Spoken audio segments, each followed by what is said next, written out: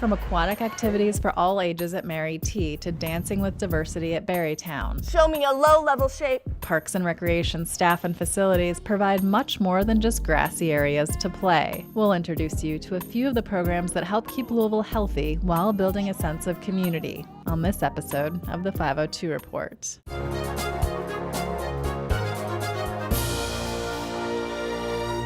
Hello, and welcome to this episode of the 502 Report. The Mary T. Maher Aquatic Center has been serving Louisville for 100 years, and it offers much more than just swim classes.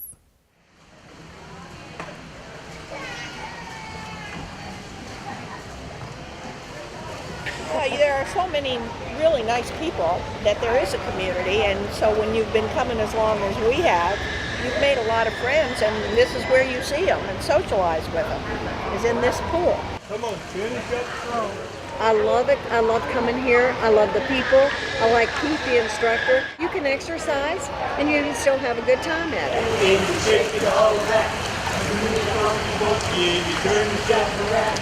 They wanted a boot camp class that would give them more, so being an ex-Marine, I put together a boot camp class with harder exercises and more harder pace. Any adult age can be in the class, so we have ages 18 up to 80. They're mostly all seniors, but they will put you to the test. It's awesome. From the day we walked in, we felt welcomed. The front desk staff is amazing. Terry Strong, our swim instructor here, is amazing. Everyone's really friendly. They talk to you. All the participants who swim daily, they're so interested in the kids swimming, so they stop by and watch, and it's been a wonderful place to come on it. We see roughly about 1,000 people a day. We're the only public facility this large in this region. We have swim lessons from ages 6 months to adult. We have group exercise classes from ages 18 up to 80 in our classes. Swimming means health to me, and it means the freedom to get older without disability. It just means a wonderful start to my day. I'll go home and go to work and I'll feel great. Without it, there'd be a lot of people that wouldn't have nowhere to swim. As you can see, our wall down there with all the different people that uses our pool. Lakeside is our primary team. They use the pool 9 months out of the year. We have Bellarmine University. We have high school swim teams that use it during the swim meet season for the high schools and middle schools. LMPD's dive team uses it. The SWAT team uses it. We have the Navy SEALs BUDS training program for those kids that are enlisted into the Navy. We have a group of Marines that uses this. We have a group of Air Force guys that uses it. Day camps and church groups that come and use our facilities. The last Friday night of every month, we do a free swim. Some nights we'll have a movie. You name it, we have it here. Just to give you a little history, the original pool was built across the street in the valley in 1919. They had 40,000 people the first year, and they were charged a quarter to get in. We moved across the street in 1954. In the 80s, they put a bubble on it, did the renovations in 98, and then Metro Parks took it back over in 98, and it's come a long way. It's been a fixture of the community for over 100 years. I come because it's the most wonderful pool I've ever been in. It's full of wonderful people that are friendly, and it's a tremendous experience to come and swim here. It is a public facility. You can pay a daily rate to come in, or you can pay it by the month, or we have a punch card for 12 visits, or you can do yearly. It's the most affordable place in Louisville to swim. I think it's a treasure. I think it's a treasure for the community. Mary T. is located in Crescent Hill Park at 201 Reservoir Road. Call 897-9949 to learn more about programs and hours. The rest of the world is really into soccer, and now Louisville is following that trend thanks to a community effort and the Louisville Parks Foundation. 3, 2, 1, play! We're just teaching them the basic skills of the ball, how to control it, how to keep it close. Keep moving, keep moving! I like to run around and kick the ball. We're doing a completely free weekly clinic for the next 6 weeks at the Beachmont Community Center. My teammates and I, we came out and we helped little kids in a soccer clinic run by Mario Sanchez. Good job, head up and look. I was just kind of asking like, hey, you having fun, you know, just around, and they all seemed to be smiling and laughing. It was awesome of my first day of soccer. Some of the kids have never played, so just teaching them some of the basics and showing them that soccer can be a lot of fun and a sport that they can grow to love. It was fun, really fun. This sport brings us all closer together, and it lets us introduce ourselves to one another. And then it helps us just build those positive relationships in the community. It's obviously the world's game, so you can show up at any park, any place, find different nationalities, and you can jump right in, even if you don't know the language, and play. I'm from Kenya. He's from Egypt. That guy's from Brazil. We have a lot of people from different places. It is the international language. There's a lot of talent in there. 3, 2, 1. When we were made aware that we had no soccer fields in South Louisville, the heart of our foreign-born community, it was kind of a no-brainer for the foundation to focus on that project. The Louisville Parks Foundation has invested more than $230,000 into turf soccer fields in our public parks. Phase 1 was the five-a-side field that we installed at Beachmont Community Center. Phase 2 was the field that we just opened at William Harrison. Phase 3 will be at Wyandotte. Wyandotte is such an amazing community. There are young families moving here. This is the field as it exists. You can see that it would not be playable, at least not the full field, because of the drainage. Our engineers have worked for us to be able to install this turf field. It will be the same size as the field at William Harrison, so kind of an 8v8, but it'll also be lined and we'll have additional goals on either side. So you can play 5v5 or do the long field. This field will increase the health and well-being of our citizens through the game of soccer. So the impact is monumental. It gives us time to actually do what we love and all, and we just don't stay home and play video games. To see our community come together around the field at Beachmont and the field at William Harrison that we've already installed is the best example I've seen of community building. It was a great opportunity to come out here. Everybody say Miss Brooke right there. Say hi. She's responsible for getting this built for you guys. All right, you guys are free to go. We'll see you guys next week. Staff of the Berrytown Recreational Center pride itself on adapting all of its activities to suit every skill level, whether it's a simple exercise program or learning sweet new dance moves. We're Berrytown Recreation Center, but we also have a little bit of a longer title called Adaptive and Inclusive Recreation. We adapt things to meet the needs of anybody who comes into the center. Everybody has the right to recreate. Everybody has the right to be a part of a social and integrative group. And I think that Berrytown has that vibe. So today, here's our plan. We're going to talk a little bit about making shapes today. Shapes. Everybody say shapes. When we make shapes in dance, we are frozen. I had heard about Berrytown, and it was a place that I wanted to work with. I wanted to reach out to this community and provide them services because I think it's important that as Louisville Ballet, we're serving every population in the community. They brought some of their Scottish dances with them. They settled in Virginia and made up this dance called the Virginia Reel. So everybody come on over here. A lot of people feel like they can't relate to ballet because they don't see themselves up on stage. But we come at it from a creative dance approach. We all move. In a sense, we're all movers and we all dance. Good. Show me a low-level shape. Good. Show me another high-level shape. Show me another low-level shape. I'm building a dance vocabulary for people so they can talk about whether the movements they saw were big or small or fast or slow or high or low, or whether or not they danced in different formations with partners and circles and lines. These dancers and these participants who are in class are learning that we can communicate thoughts, ideas, and feelings all through movement, so that when they go to see a performance now, they can watch it and maybe interpret that a little bit to follow along with the story. Yeah. You ready? Let's go. Let's chasse down the middle. Chasse down.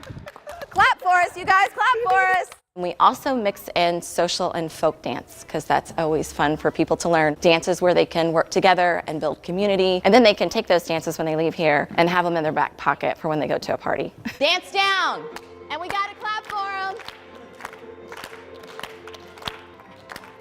All right, everybody keep clapping. Oh, go Kim, go Emily. We are booked. We are running programs back to back. We're programming, basically as much as we can for those populations who are going to be here throughout the day. And inclusive, it also means that we pull in the outside community for individuals to come in to be able to participate alongside an individual maybe who has a disability or doesn't have a disability. It's a silver senior class made for seniors 50 and older. We have fun in the class because it's sort of like a family atmosphere here now. We just have a lot of fun, and it just benefits them physically, but also socially as well. This is just a great way for them to come out and do exercise and also just be able to meet friends and stuff like that as well. Just over the couple of years that we've been here, the silver senior class is kind of like a family now. So. Switch. Good. That's what I love about being here is the community spirit and the way that everyone works together and welcomes everyone and just is willing to go for it and try anything that I throw at them. They really are just excited to dance. And everybody take a little bow to your partner. Awesome. Let's head on back to our circle over here. The Berrytown Rec Center is located at 1300 Hafer Road. In addition to maintaining the great outdoors, Metro Parks and Recreation also has a unique facility where creativity can bloom. I love this place. I love my job, I love what I do, and I love the people that come here. That's pretty good, all right? It's exciting, right? All right, you ready to tackle this, son? Mm-hmm. All right, so let's think about our pattern. Metro Arts Community Center is a community center like many others that we have around town. However, we're just a little bit different in our programming. We focus solely on the arts and fine arts. The Metro Arts program is important to the city because it really helps people flourish. That's awesome, right? Mm-hmm. Right. Can help people develop cognitively, mentally, and also socially and emotionally. I see a lot of people come in the beginning and they're very shy. It was an experience. Like, I've never messed with glazes before, and now I know about them.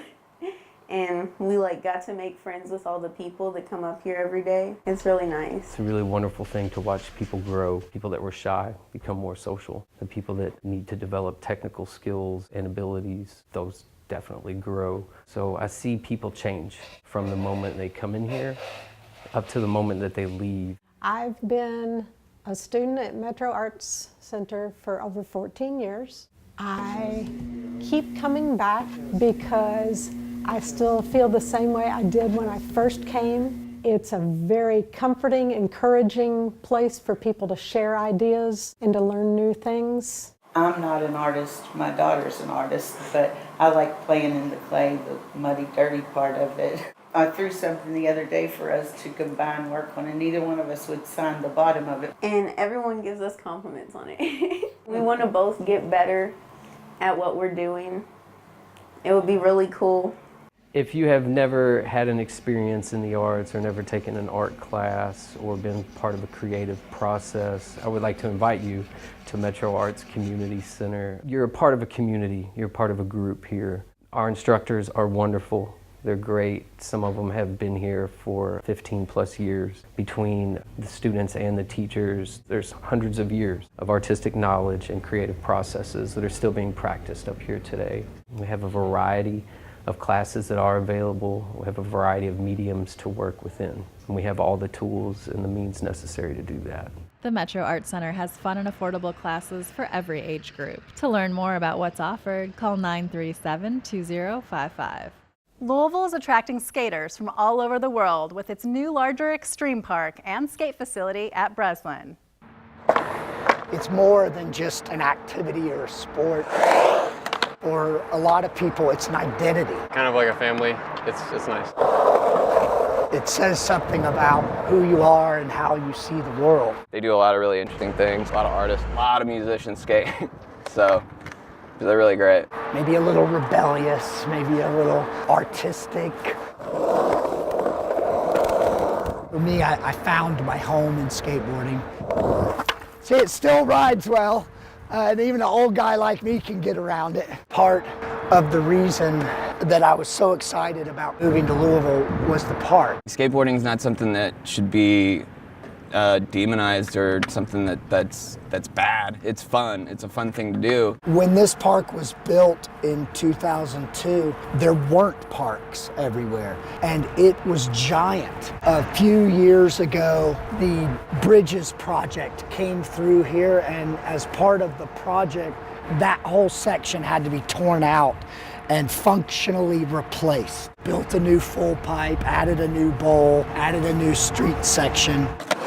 Even a park that's 17 years old, modern skateboarders still enjoy the features of it. And this park has it all. Ridiculously great. I mean, it's just sweet. Really nice. It's a beautiful park, one of the best in the country. What I think is nice about the skating community here is they're involved, really work to help support the parks, support the skate parks, raise money. I work with the Adopt a Park program where we come out here and clean. We can always use help. They actually built a park recently, the Breslin Park. It's just like this park. People go there and they have fun together. When you have a park like this where everyone can meet in real life and hang out and enjoy the things that they mutually like, I think that's really important. It's a park with a playground too, so if you got kids, you can bring your kids up here, sit up here and skate. It's dog friendly. I mean, it's kind of a family event. For people who want to get involved in skateboarding, get a skateboard, right? There are a lot of people who are very encouraging. This unique Derby Festival event, put on by Parks and Recreation, attracted folks of all ages. Oh, it's intense. This is our third annual Step Fest. We have 11 teams. They want to put it all out there on the floor. So about 250 kids are coming out today just to showcase their talent. You gotta count in your head. You have to have good reflexes. You have to be in sync, and you really have to be loud. Step Fest is an opportunity for elementary, middle, high, and community groups to get together, showcase their love of step. The winners get cash prizes, trophies, and a chance to get into the Pegasus Parade. Weekly elementary. Weekly elementary. Hey. Weekly elementary.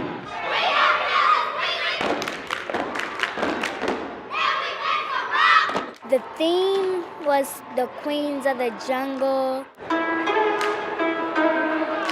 Some people out here, they're shy, but when you around your family and friends, all of us were sisters. She gives us a beat, and then we gotta try to follow the beat. If we don't get it, we practice and practice and practice and practice. Moms and dads and grandmas, aunts and uncles, everybody's coming out just to show the kids support and just really encourage them to do the best they can do. Get it along with each other, bringing us together. It's like it gives you self-esteem.